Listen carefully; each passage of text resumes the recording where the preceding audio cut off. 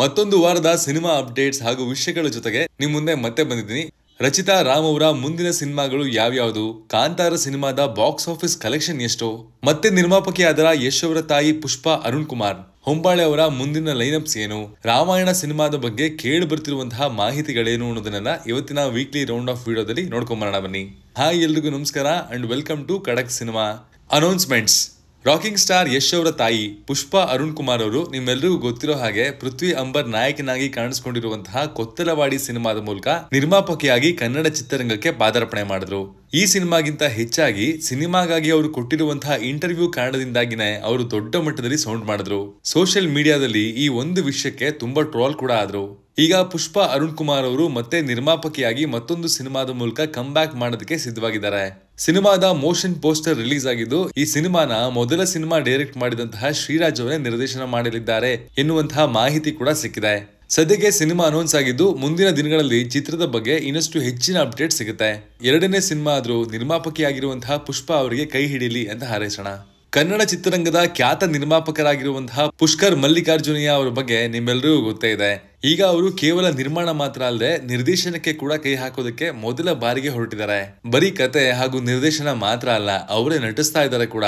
ನಮ್ಮ ಕನ್ನಡ ಹಾಗೂ ಕರುನಾಡು ಮಣ್ಣಿನ ಹೆಮ್ಮೆಯ ಸಾಮ್ರಾಜ್ಯ ಆಗಿರುವಂತಹ ವಿಜಯನಗರ ಸಾಮ್ರಾಜ್ಯದ ಕಥೆಯನ್ನ ನಾನು ಹೇಳೋದಕ್ಕೆ ಹೊರಟಿದ್ದೀನಿ ಅಂತ ತಮ್ಮ ಸೋಷಿಯಲ್ ಮೀಡಿಯಾದಲ್ಲಿ ಅನೌನ್ಸ್ ಮಾಡ್ಕೊಂಡಿದ್ದಾರೆ. ಸುವರ್ಣ ಇತಿಹಾಸವನ್ನ ಹೊಂದಿರುವಂತಹ ವಿಜಯನಗರದ ಸಾಮ್ರಾಜ್ಯದ ಸಿನಿಮಾ ಮಾಡೋದು ಅಷ್ಟೊಂದು ಸುಲಭದ ಕೆಲಸ ಅಲ್ಲ. ತೆಗೆದುಕೊಂಡಿರುವಂತಹ ನಿರ್ಧಾರಕ್ಕೆ ಬೇಕಿರುವಂತಹ ಎಲ್ಲಾ ಎಲಿಮೆಂಟ್ಸ್ ಗಳನ್ನ ಕೊಡ್ಲಿ ಅನ್ನೋದು ನಮ್ಮ ಅಭಿಪ್ರಾಯ. Big updates. ಮಾರ್ಕ್ ಸಿನಿಮಾದ ಶೂಟಿಂಗ್ ಸಾಕಷ್ಟು ವೇಗವಾಗಿ ನಡೀತಾ ಇದೆ ಅನ್ನೋದು ನಿಮ್ಮೆಲ್ಲರಿಗೂ ಗೊತ್ತೇ ಇದೆ. ಕ್ರಿಸ್ಮಸ್ ರಿಲೀಸ್ಗೆ ಬೇಕಾಗಿರುವಂತಹ ಪ್ರತಿಯೊಂದು ತಯಾರಿಗಳನ್ನ ಮಾಡ್ಕೊಂಡೆ ಸಿನಿಮಾ ತಂಡ ಶೂಟಿಂಗ್ ಮಾಡ್ತಾ ಇದೆ. ಸದ್ಯಕ್ಕೆ ಬಿಗ್ ಬಾಸ್ ನಲ್ಲಿ ಕಿಚ್ಚ ಸುದೀಪ್ ಅವರು ಬ್ಯುಸಿ ಆಗಿದ್ರು ಕೂಡ ಈಗಾಗಲೇ ಮಾಡ್ಕೊಂಡಿರುವಂತಹ ಪ್ಲಾನಿಂಗ್ ಪ್ರಕಾರ ಮಾರ್ಕ್ ಸಿನಿಮಾ ತಂಡ ಶೂಟಿಂಗ್ ಅನ್ನ 1 ತಿಂಗಳಲ್ಲಿ ಮುಗಿಸಬಹುದು ಅನ್ನೋದು ನಮ್ಮ ಲೆಕ್ಕಾಚಾರ. ಇನ್ನು ಲಾಸ್ಟ್ ಟೈಮ್ ಮ್ಯಾಕ್ಸ್ ಸಿನಿಮಾದಲ್ಲಿ ಕೂಡ ಕೆಲವೊಂದು ತಮಿಳು ಕಲಾವಿದರನ್ನ ನಾವು ಗಮನಿಸಿದ್ವಿ. ಈ ಬಾರಿ ಸತ್ಯಜ್ಯೋತಿ ಫಿಲ್ಮ್ಸ್ ತಮಿಳಿನ ಖ್ಯಾತ ಕಾಮಿಡಿ ಕಲಾವಿದ ಆಗಿರುವಂತಹ ಯೋಗಿ ಬಾಬು ಅವರನ್ನ ಸಿನಿಮಾಗೆ ಕರೆತಂದಿದೆ. ಇದು ತಮಿಳಿನಲ್ಲಿ ಇನ್ನಷ್ಟು ಹೆಚ್ಚಾಗಿ ಸದ್ದು ಮಾಡೋದಕ್ಕೆ ಹೆಲ್ಪ್ ಮಾಡಬಹುದು ಆಸ್ ಎ ಪ್ಲಸ್ ಪಾಯಿಂಟ್. ಈ ಬಗ್ಗೆ ಸಿನಿಮಾ ತಂಡ ಅಧಿಕೃತವಾಗಿ ಪೋಸ್ಟರ್ ಬಿಡುಗಡೆ ಮಾಡಿ ಕನ್ಫರ್ಮ್ ಮಾಡದೆ ಹೋದ್ರು ಕೂಡ ಸೋಷಿಯಲ್ ಮೀಡಿಯಾದಲ್ಲಿ ವಿಜಯ್ ಕಾರ್ತಿಕೇಯ ಯೋಗಿ ಬಾಬು ಅವ್ರ ಜೊತೆಗೆ ಕೂತ್ಕೊಂಡಿರುವಂತಹ ಫೋಟೋಗಳೇ ಈ ಸುದ್ದಿಯನ್ನ ಸ್ಪಷ್ಟಪಡಿಸಿದೆ. ಕನ್ನಡ ಚಿತ್ರರಂಗದ ಸದ್ಯದ ಮಟ್ಟಿಗೆ ಲೇಡಿ ಸೂಪರ್ ಸ್ಟಾರ್ ಅಂತ ಕರೆಯಬಹುದಾದಂತಹ ಡಿಂಪಲ್ ಕ್ವೀನ್ ರಚಿತಾ ರಾಮ್ ಅವರ ಬರ್ಡೇಗೆ ಅವರ ಮುಂದಿನ ಸಿನಿಮಾಗಳ ಅಪ್ಡೇಟ್ಗಳು ಬಂದಿದೆ. ಅವರು ಯಾವುದೆಲ್ಲ ಸಿನಿಮಾಗಳಲ್ಲಿ ನಟಿಸ್ತಾ ಇದ್ದಾರೆ ಎನ್ನುವಂತಹ ಮಾಹಿತಿಗಳನ್ನ ಕೂಡ ಈ ಮೂಲಕ ನಾವು ತಿಳ್ಕೊಳ್ಬಹುದು. ಮೊದಲಿಗೆ ಜಯದ್ ಖಾನ್ ನಾಯಕನಾಗಿ ನಟಿಸ್ತಿರುವಂತಹ ಕಲ್ಟ್ ಸಿನಿಮಾದಿಂದ ರಚಿತಾ ರಾಮ್ ಅವರಿಗೆ ವಿಶ್ ಮಾಡಿರುವಂತಹ ಪೋಸ್ಟರ್ ರಿಲೀಸ್ ಆಗಿದೆ.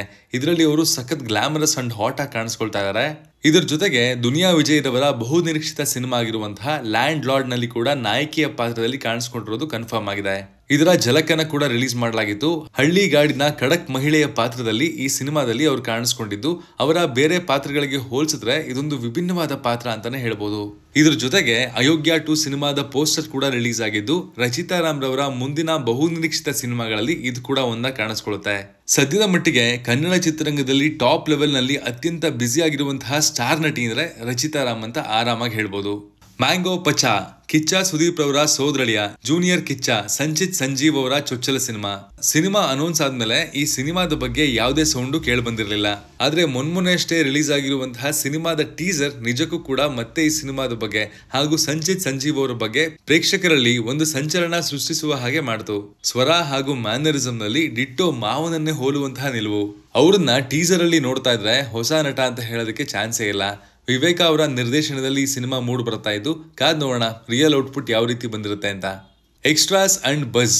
ಸೋಷಿಯಲ್ ಮೀಡಿಯಾದಲ್ಲಿ ಎಲ್ಲಿ ನೋಡ್ತಾ ಇದ್ರು ಕೂಡ ಕೇಳಿ ಬರ್ತಾ ಇರುವಂತಹ ಒಂದೇ ಒಂದು ಸುದ್ದಿ ಅಂದ್ರೆ ಅದು ನ್ಯಾಷನಲ್ ಕ್ರಶ್ ಅಂತ ಕರೆಸ್ಕೊಳ್ಳುವಂತಹ ರಶ್ಮಿಕಾ ಮಂದಣ್ಣ ವಿಜಯ್ ದೇವರಕೊಂಡ ಅವರ ಜೊತೆಗೆ ಎಂಗೇಜ್ಮೆಂಟ್ ಮಾಡ್ಕೊಂಡಿದ್ದಾರೆ ಅಂತ. ಸೋಷಿಯಲ್ ಮೀಡಿಯಾದಲ್ಲಿ ಎಲ್ಲೂ ಕೂಡ ಅವರ ಎಂಗೇಜ್ಮೆಂಟ್ ಸುದ್ದಿ ಅಧಿಕೃತವಾಗಿ ಬಹಿರಂಗಗೊಂಡಿಲ್ಲ. ಆದ್ರೆ ಇಬ್ರು ಕೂಡ ಸಾಕಷ್ಟು ವರ್ಷಗಳಿಂದ ಡೇಟ್ ಮಾಡ್ತಾ ಇದ್ದಾರೆ ಅನ್ನೋದು ಹೊಸ ಸುದ್ದಿ ಏನಲ್ಲ ಬಿಡಿ. ಸಾಕಷ್ಟು ವೆಕೇಶನ್ ಸ್ಪಾಟ್ ಗಳಿಗೆ ಇಬ್ರು ಕೂಡ ಜೊತೆಯಾಗಿ ಹೋಗಿರೋದು ಯಾವ್ದಾದ್ರೂ ಒಂದು ರೀತಿಯಲ್ಲಿ ಹೊರಗೆ ಬರ್ತಿತ್ತು. ಹೀಗಾಗಿ ಈ ಮಾಹಿತಿ ಸತ್ಯ ಆಗಿರುವಂತಹ ಚಾನ್ಸಸ್ಗಳು ಜಾಸ್ತಿ ಇದೆ. ಕನ್ನಡ ಚಿತ್ರರಂಗದ ಹೆಮ್ಮೆಯ ಸಿನಿಮಾ ನಿರ್ಮಾಣ ಸಂಸ್ಥೆ ಆಗಿರುವಂತಹ ಹೊಂಬಾಳೆ ಫಿಲ್ಮ್ಸ್ ಸದ್ಯಕ್ಕೆ ಯಾವ್ಯಾವ ಸಿನಿಮಾಗಳನ್ನ ತನ್ನ ಬಳಿ ಹೊಂದಿದೆ ಎನ್ನುವಂತಹ ವಿಚಾರದ ಬಗ್ಗೆ ಪ್ರೊಡಕ್ಷನ್ ಹೌಸ್ ನ ಪ್ರಮುಖರೊಬ್ರು ಮಾಹಿತಿಯನ್ನ ಕೊಟ್ಟಿದ್ದು, ಬನ್ನಿ ಯಾವ್ಯಾವ ಸಿನಿಮಾ ಇದೆ ಅಂತ ತಿಳ್ಕೊಂಬರೋಣ. ಸದ್ಯಕ್ಕೆ ಕಾಂತಾರ ಚಾಪ್ಟರ್ 1 ಸಿನಿಮಾ ರಿಲೀಸ್ ಆಗಿದೆ. ಅದಾದ ನಂತರ ಸಲಾರ್ 2 ಹಾಗೂ ಪ್ರಭಾಸ್ ಅವರ ಜೊತೆಗೆ ಹೊಂಬಾಳೆ ಫಿಲ್ಮ್ಸ್ ಇನ್ನೆರಡು ಸಿನಿಮಾಗಳಿಗೆ ಸಹಿ ಮಾಡಿಸ್ಕೊಂಡಿದೆ. ಹೃತಿಕ್ ರೋಷನ್ ಅವರ ಜೊತೆಗೆ ಕೂಡ ಒಂದು ಸಿನಿಮಾ ಸೈನ್ ಆಗಿದೆ. ಇದರ ಜೊತೆಗೆ ಮೊನ್ನೆ ಅಷ್ಟೇ ವಿಜಯ್ ಕಿರಗುಂದೂರ್ ಅವರು KGF ಚಾಪ್ಟರ್ 3 ಬಗ್ಗೆ ಇನ್ನೇನು 4-5 ತಿಂಗಳಲ್ಲಿ ನಿಮ್ಗೆ ಅಪ್ಡೇಟ್ ಕೊಡ್ತೀನಿ ಅನ್ನೋದನ್ನ ಬಹಿರಂಗವಾಗಿ ಹೇಳಿರೋದ್ರಿಂದ ಇದನ್ನ ಕೂಡ ನಾವು ಗಣನೆಗೆ ತೆಗೆದುಕೊಳ್ಬಹುದು. ಇದರ ಜೊತೆಗೆ ಮಹಾವತಾರ್ ಸಿನಿಮ್ಯಾಟಿಕ್ ಯೂನಿವರ್ಸ್ ನ ಕೂಡ ಇನ್ಕ್ಲೂಡ್ ಮಾಡ್ಕೊಳ್ಬಹುದಾಗಿದೆ. ಮುಂದಿನ ದಿನಗಳಲ್ಲಿ ಇನ್ನಷ್ಟು ಕೊಲಾಬರೇಷನ್ ನಾವು ಹೊಂಬಾಳೆ ಫಿಲ್ಮ್ಸ್ ನಿಂದ ಎಕ್ಸ್ಪೆಕ್ಟ್ ಮಾಡಬಹುದಾಗಿದೆ. ಸದ್ಯದ ಮಟ್ಟಿಗೆ ಭಾರತದ ಸಿನಿಮಾ ಮೇಕಿಂಗ್ ಸ್ಟ್ಯಾಂಡರ್ಡ್ಸ್ ಅನ್ನ ಜಾಗತಿಕವಾಗಿ ತೋರಿಸೋದಕ್ಕೆ ಹೊರಟಿರುವಂತಹ ಒಂದು ದೊಡ್ಡ ಪ್ರಯತ್ನ ಅಂದ್ರೆ ಅದು ರಾಮಾಯಣ ಸಿನಿಮಾ ಬಾಲಿವುಡ್ ನಿಂದ ಸ್ಟೇಜ್ ಆಗಿದ್ರು ಕೂಡ ನಮ್ಮ ಕನ್ನಡದ ಹೆಮ್ಮೆಯ ರಾಕಿಂಗ್ ಸ್ಟಾರ್ ಯಶ್ ಅವರು ರಾವಣನ ಪಾತ್ರದಲ್ಲಿ ಕಾಣಿಸ್ಕೊಳ್ತಾ ಇದ್ದಾರೆ ಎನ್ನುವಂತಹ ಕಾರಣಕ್ಕಾಗಿ ಕನ್ನಡಿಗರಿಗೂ ಕೂಡ ಈ ಸಿನಿಮಾ ಇನ್ನಷ್ಟು ಹತ್ತಿರವಾದದ್ದು. ಇನ್ನು ಸಿನಿಮಾದ ಬಗ್ಗೆ ಕೆಲವೊಂದು ಅಪ್ಡೇಟ್ ಗಳು ಕೇಳಿ ಬಂದಿದ್ದು, ಸೋಷಿಯಲ್ ಮೀಡಿಯಾದ ಮೂಲಕ ಕೇಳಿ ಬಂದಿರುವಂತಹ ಈ ಮಾಹಿತಿಗಳನ್ನ ಸಿನಿಮಾ ಪ್ರೇಮಿಗಳಾಗಿರುವಂತಹ ನಿಂಬಳಿ ತಲುಪಿಸೋದು ಕೂಡ ನಮ್ಮ ಕರ್ತವ್ಯ. ರಾಮಾಯಣ ಸಿನಿಮಾ ನಿಮ್ಮೆಲ್ಲರಿಗೂ ಗೊತ್ತಿರೋ ಹಾಗೆ 2 ಪಾರ್ಟ್ಗಳಲ್ಲಿ ಒಟ್ಟಾರೆ ಬರೋಬ್ಬರಿ 4,000 ಕೋಟಿಗಿಂತ ಹೆಚ್ಚಿನ ಬಜೆಟ್ ನಲ್ಲಿ ನಿರ್ಮಾಣ ಆಗ್ತಾ ಇದ್ದು, ಭಾರತೀಯ ಚಿತ್ರರಂಗದ ಇತಿಹಾಸದಲ್ಲಿ ಅತ್ಯಂತ ದೊಡ್ಡ ಬಜೆಟ್ ನ ಸಿನಿಮಾ ಇದಾಗಲಿದೆ. ಇನ್ನು ಸಿನಿಮಾದ ಪಾರ್ಟ್ 1 ಜೂನ್ ತಿಂಗಳಲ್ಲಿ ಮುಗಿದಿದೆ ಅನ್ನುವಂತಹ ಸುದ್ದಿ ಈಗ ಕೇಳಿ ಬರ್ತಾ ಇದೆ. ಸಿನಿಮಾದ ನಿರ್ಮಾಪಕರಾಗಿರುವಂತಹ ನಮಿತ್ ಮಲ್ಹೋತ್ರಾ ಸಿನಿಮಾದ VFX ವರ್ಕ್ ಆಗಿ ಬರೋಬ್ಬರಿ 300 ದಿನಗಳನ್ನ ಕೇವಲ ಅದಕ್ಕಾಗಿನೇ ತೆಗೆದುಕೊಳ್ತಾ ಇದ್ದಾರಂತೆ. ಇದರಲ್ಲೇ ಅರ್ಥ ಮಾಡ್ಕೋಬಹುದು ಸಿನಿಮಾದ ಕ್ವಾಲಿಟಿಗಾಗಿ ಸಿನಿಮಾ ತಂಡ ಎಲ್ಲೂ ಕೂಡ ಕಾಂಪ್ರಮೈಸ್ ಮಾಡ್ಕೊಳ್ತಾ ಇಲ್ಲ ಅನ್ನೋದನ್ನ. ಇನ್ನು ರಾಮಾಯಣ ಸಿನಿಮಾದ ಮೊದಲ ಭಾಗ ರಿಲೀಸ್ ಆಗೋ ಹೊತ್ತಿಗೆ ನಿರ್ದೇಶಕ ನಿತೇಶ್ ತಿವಾರಿ 2ನೇ ಭಾಗದ 75% ಪೋಸ್ಟ್ ಪ್ರೊಡಕ್ಷನ್ ಕೆಲಸವನ್ನ ಕೂಡ ಮುಗಿಸ್ಕೊಳ್ಳಲಿದ್ದಾರಂತೆ. ಅಂದ್ರೆ ಸಿನಿಮಾದ ಬಿಡುಗಡೆಯನ್ನ ಮೊದಲೇ ಅಂದ್ಕೊಂಡಿರುವಂತಹ ಯೋಜನೆಯ ಪ್ರಕಾರವಾಗಿಯೇ ಮಾಡ್ಕೊಂಡು ಬರೋದಕ್ಕೆ ಚಿತ್ರತಂಡ ಎಲ್ಲಾ ತಯಾರಿಗಳನ್ನ ಮೊದಲೇ ಮಾಡ್ಕೊಂಡ್ಬಿಟ್ಟಿದೆ. ಎಲ್ಲ ಅನ್ಕೊಂಡಂತೆ ಆದ್ರೆ ರಾಮಾಯಣ ಸಿನಿಮಾದ 2ನೇ ಭಾಗದ ಚಿತ್ರೀಕರಣ ಮುಂದಿನ ವರ್ಷದ ಮಧ್ಯಭಾಗದಲ್ಲಿ ಅಂದ್ರೆ ಆಗಸ್ಟ್ ತಿಂಗಳ ಆಸುಪಾಸಿನಲ್ಲಿ ಸಂಪೂರ್ಣವಾಗಿ ಮುಗಿಯುವಂತಹ ಸಾಧ್ಯತೆ ಹೆಚ್ಚಿದೆ. Kantara box office collection. Kantara chapter 1 cinema ಯಾವ ರೀತಿಯಲ್ಲಿ ಕಲೆಕ್ಷನ್ ಸುರಿಮಳೆಯನ್ನ ಭಾರತೀಯ ಬಾಕ್ಸ್ ಆಫೀಸ್ ನಲ್ಲಿ ಹರಿಸ್ತಾ ಇದೆ ಅನ್ನೋದನ್ನ ನೋಡೋದಕ್ಕೆ ತುಂಬಾನೇ ಖುಷಿ ಆಗ್ತಿದೆ. ಕನ್ನಡ ಚಿತ್ರರಂಗವನ್ನ ಮತ್ತೊಮ್ಮೆ ಆ ಸ್ಥಾನದಲ್ಲಿ ನಿಲ್ಲಿಸುವಂತಹ ಜವಾಬ್ದಾರಿಯನ್ನ ಹೊತ್ಕೊಂಡು ರಿಷಬ್ ಶೆಟ್ಟಿ ಆ ಜವಾಬ್ದಾರಿಯನ್ನ 100ಕ್ಕೆ 100ರಷ್ಟು ಚೆನ್ನಾಗಿ ನಿರ್ವಹಿಸಿದ್ದಾರೆ ಅನ್ನೋದ್ರಲ್ಲಿ ಯಾವುದೇ ಡೌಟ್ ಇಲ್ಲ. ಒಬ್ಬ ನಿರ್ದೇಶಕ ಹಾಗೂ ನಟ ಎರಡೂ ಆಗಿ ಒಂದು ಸಿನಿಮಾ ಗೆಲ್ಸೋದು ಅಷ್ಟೊಂದು ಸುಲಭದ ಜವಾಬ್ದಾರಿ ಅಲ್ಲ. ಅಂಡ್ ಇದನ್ನ ಹ್ಯಾಂಡಲ್ ಮಾಡಿ ಮ್ಯಾಗ್ನಮ್ ವಾಪಸ್ ಪ್ರಾಜೆಕ್ಟ್ ಅನ್ನ ಮಾಡಿರುವಂತಹ ಉದಾಹರಣೆಗಳೇ ನನ್ನ ಪ್ರಕಾರ ಇಲ್ಲ. ಶೆಟ್ರು ಇದನ್ನ ನಿರ್ವಹಿಸಿರುವಂತಹ ರೀತಿ ನಮ್ಮ ಕನ್ನಡದ ಪ್ರತಿಯೊಬ್ಬ ಫಿಲ್ಮ್ ಮೇಕರ್ಗಳಿಗೂ ಕೂಡ ಸ್ಫೂರ್ತಿ ಅಂತಾನೆ ಹೇಳ್ತೀನಿ. ಹಿಂದಿಯಲ್ಲಿ ಮೊದಲ ದಿನದ ಕಲೆಕ್ಷನ್ ಚಾವಾ, ಸಯಾರಾಗಳಂತಹ ಸೂಪರ್ ಹಿಟ್ ಸಿನಿಮಾಗಳನ್ನ ಕೂಡ ಮೀರಿಸ್ತು. ಹಿಂದಿ ರೀಜನ್ ನಲ್ಲಿ ಕ್ಲಾಶ್ ಜೊತೆಗೆ ರಿಲೀಸ್ ಆಗಿದ್ರು ಕೂಡ ಅಲ್ಲಿನ ಒರಿಜಿನಲ್ ಕಂಟೆಂಟ್ ಸಿನಿಮಾಗಿಂತ ಹೆಚ್ಚಿನ ಕಲೆಕ್ಷನ್ ಮಾಡೋದಕ್ಕೆ ಯಶಸ್ವಿಯಾಗಿದೆ ಅನ್ನೋದು ಮತ್ತೊಂದು ಹೆಮ್ಮೆಯ ವಿಚಾರ. ಹಿಂದಿಯಲ್ಲಿ ಸಿನಿಮಾ ಎಷ್ಟು ಕೋಟಿಯನ್ನ ತನ್ನದಾಗಿಸ್ಕೊಳ್ಳುತ್ತೆ ಅನ್ನೋದೇ ಈಗ ಕುತೂಹಲದ ವಿಚಾರ. ಇನ್ನು ರಿಲೀಸ್ ಆದಂತಹ 2 ದಿನಗಳ ಲೆಕ್ಕಾಚಾರವನ್ನ ತಗೊಳ್ಳೋದಾದ್ರೆ 3.44 ಮಿಲಿಯನ್ ಗಿಂತ ಹೆಚ್ಚಿನ ಟಿಕೆಟ್ಗಳು ಸೇಲ್ ಆಗಿದೆ. ಸಿನಿಮಾದ ಕಲೆಕ್ಷನ್ ವಿಚಾರಕ್ಕೆ ಬರೋದಾದ್ರೆ 2 ದಿನಗಳಲ್ಲಿ 148 ಕೋಟಿಗೂ ಹೆಚ್ಚಿನ ಕಲೆಕ್ಷನ್ ಅನ್ನ ಮಾಡಿದೆ ಅನ್ನೋದು ಸದ್ಯಕ್ಕೆ ಸಿಕ್ಕಿರುವಂತಹ ಸುದ್ದಿ. ಕರಾವಳಿಯಿಂದ ಹಿಡಿದು ನಾರ್ತ್ ಇಂಡಿಯಾ ಓವರ್ಸೀಸ್ ವರೆಗೂ ಕೂಡ ಸಿನಿಮಾದ ಬುಕಿಂಗ್ ಚೆನ್ನಾಗಿದೆ. ಹಾಗೂ ಕಲೆಕ್ಷನ್ ವಿಚಾರದಲ್ಲಿ ವೀಕೆಂಡ್ ನಲ್ಲಿ ಇನ್ನಷ್ಟು ಚೇತರಿಕೆ ಕಾಣುವಂತಹ ಪಾಸಿಟಿವ್ ಎನರ್ಜಿ ಕೂಡ ಕಂಡು ಬರ್ತಾ ಇದೆ.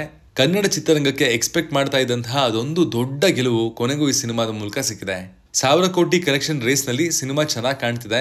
ಸಿನಿಮಾ 1000 ಕೋಟಿ ದಾಟುತ್ತಾ ಇಲ್ವಾ ಅನ್ನೋದನ್ನ ನೀವು ಕಮೆಂಟ್ ಮಾಡಿ ತಿಳಿಸಿ. ಇದಾಗಿತ್ತು ಈ ವಾರದ ವೀಕ್ಲಿ ರೌಂಡ್ ಆಫ್. ಮುಂದಿನ ವಿಡಿಯೋದಲ್ಲಿ ಮತ್ತಷ್ಟು ಸಿನಿಮಾ ಲೋಕದ ಇಂಟ್ರೆಸ್ಟಿಂಗ್ ಕಥೆಗಳನ್ನ ಅಪ್ಡೇಟ್ಸ್ ಗಳನ್ನ ನಿಮ್ಮ ಮುಂದೆ ತರ್ತೀನಿ. Signing off Manu.